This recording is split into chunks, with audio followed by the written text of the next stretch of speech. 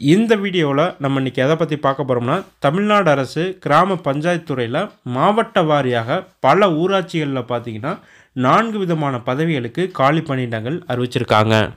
என்னென்ன போஸ்டிங் பார்த்தீங்கன்னா, office assistant, record clerk, driver, night watchman போன்ற பதவிகளுக்கு காலி பணியிடங்கள் அறிவிச்சிருக்காங்க.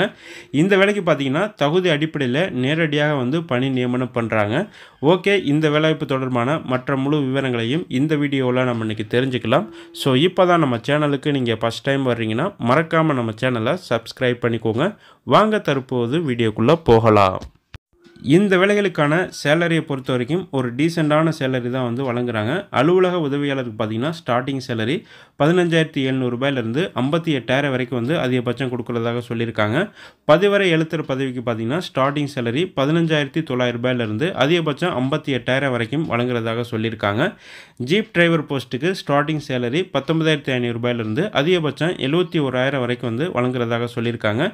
நைட் வாட்ச்மேன் போஸ்ட்டுக்கு ஸ்டார்டிங் சேலரி 15,700 ரூபாயிலிருந்து அதிகபட்சம் 58,000 வரைக்கும் கொடுத்துருக்காங்க.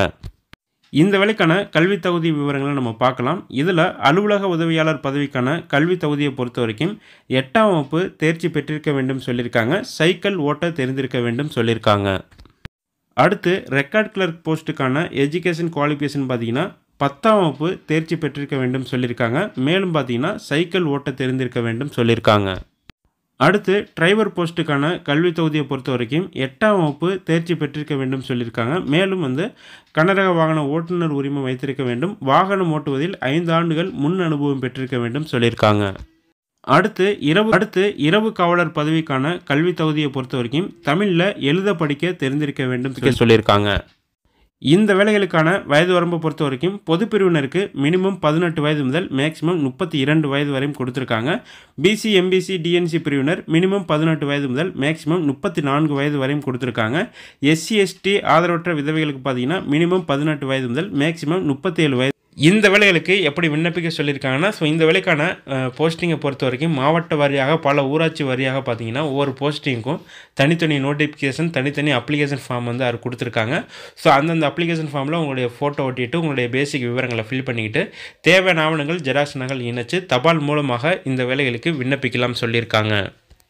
இந்த வேலைவாய்ப்புகள் பார்த்தீங்கன்னா தற்போது எந்தெந்த மாவட்டங்களுக்கு அறிவிச்சிருக்காங்கன்னா, ஒன்று பார்த்தீங்கன்னா செங்கல்பட்டு மாவட்டத்தில் இந்த வேலைக்கான நோட்டிஃபிகேஷன் அறிவிச்சிருக்காங்க. அடுத்து தருமபுரி மாவட்டத்தில் இந்த வேலைக்கான நோட்டிஃபிகேஷன் அறிவிச்சிருக்காங்க. அடுத்து புதுக்கோட்டை மாவட்டத்தில் இந்த வேலைக்கான நோட்டிஃபிகேஷன் அறிவிச்சிருக்காங்க. ஸோ இந்த மாவட்டங்களில் பல ஊராட்சிகளில் இந்த வேலைக்கான காலி பணியிடங்கள் அறிவிச்சிருக்காங்க. ஸோ எல்லா மாவட்டத்துக்கான notification link, application format link பார்த்தீங்கன்னா வீடியோ டிஸ்கிரிப்ஷனில் லிங்க் கொடுத்துருங்க. விருப்பம் தகுதியும் உள்ளவங்க இந்த வேலைகளுக்கு அப்ளை பண்ணிக்கோங்க.